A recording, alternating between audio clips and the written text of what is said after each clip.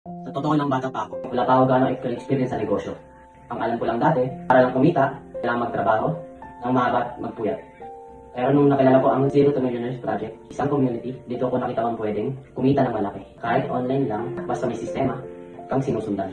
Ako po si Alans S. Gonzalez, 18 years old. Pero nag-start ako sa ganitong industry 17. Sa loob lang ng 7 months, nakamit ko ang hindi ko inaakala. Kumita ako ng 6 digits. Mukhang hype, no? Oo, naglolo ko. Kasi ang alam ko lang dati, maglaro ng online games. Step by step, ako ang tinulungan ng sistema ng community.